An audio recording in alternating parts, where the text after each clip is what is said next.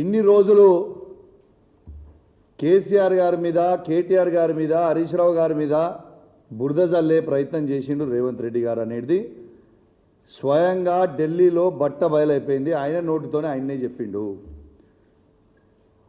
ఇవాళ రేవంత్ రెడ్డి గారు ఎంత దారుణమైన పరిస్థితిలో ఉన్నాడంటే, స్వయంగా ఒక ముఖ్యమంత్రి ఫోన్ ట్యాపింగ్ మేము చేస్తున్నాము అని చెప్తుండంటే దీని మీద ఎందుకు సిబిఐ ఎంక్వైరీ, ఈడీ ఎంక్వైరీ ఎందుకు వేయొద్దు అని నేను అడుగుతా ఉన్నాను. ఇవాళ నేను బీజేపీ వాళ్ళందరినీ కూడా ప్రశ్నిస్తూ ఉన్నాను.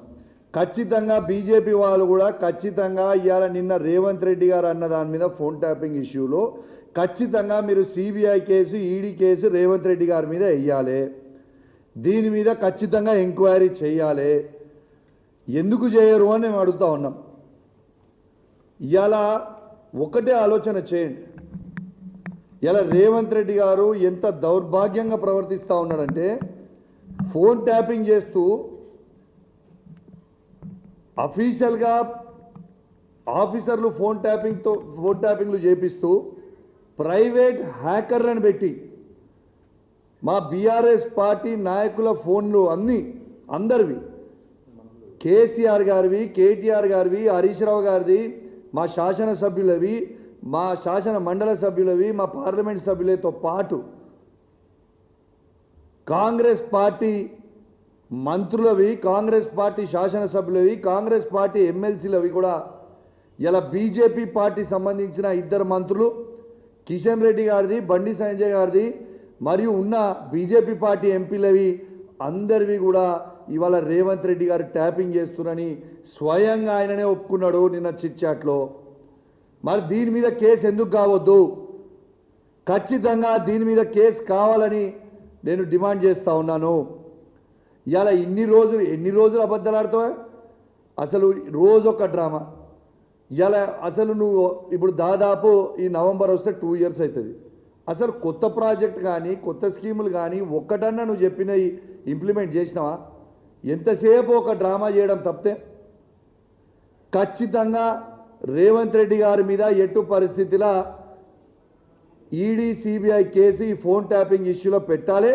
ఎందుకంటే 119 శాసనసభ్యులై, అంటే ఆయనది ఒక్కటి తీస్తే 118 శాసనసభ్యులై ఫోన్ ట్యాపింగ్ చేస్తుండు, 17 మంది ఎంపీలై ఫోన్ ట్యాపింగ్ చేస్తుండు, ఇవాళ ఎమ్మెల్సీలై ఫోన్ ట్యాపింగ్ చేస్తున్నప్పుడు ఖచ్చితంగా ఇవాళ ED, CBI case Revanth Reddy గారి మీద పెట్టాలని నేను డిమాండ్ చేస్తూ ఉన్నాను. ఇంకోటి కూడా చెప్తా ఉన్నాను. రేవంత్ రెడ్డి గారు ప్రైవేట్ హ్యాకర్లు ఫోన్ హ్యాకర్లను పెట్టుకొని హీరోయిన్ల ఫోన్లు కూడా ట్యాపింగ్లు చేసి ఇవాళ మై హోమ్ భుజా అపార్ట్మెంట్కి రాత్రి 2 గంటలకు పోయి ఏ హీరోయిన్ దగ్గరికి నువ్వు పోతున్నావు అనేది మొత్తం అందరికి కూడా తెలుసు. నువ్వు చేసుకుంటా పనులు ఎదిటోళ్ళు చేస్తారు. కేటీఆర్ గారి మీద నువ్వు బురద చల్లుతాము, కేటీఆర్ గారితో మీద చల్లుతారు అంటే ఎవరు నమ్మేటోడు ఎవరు లేడు. ఎందుకంటే నువ్వు చేసే పనులు అందరు చేస్తారని అనుకుంటే అది కరెక్ట్ కాదు అని చెప్తా ఉన్నాను. ఖచ్చితంగా నేను చెప్తా ఉన్నాను. నేను ఇది అలిగేషన్ కాదు, ఇది ఏ ఎంక్వైరీ అయినా ఇవ్వండి. ప్రైవేట్ హ్యాకర్లతోని రేవంత్ రెడ్డి గారు హీరోయిన్ల ఫోన్లు ట్యాప్ చేయిస్తూ ఉన్నాడు.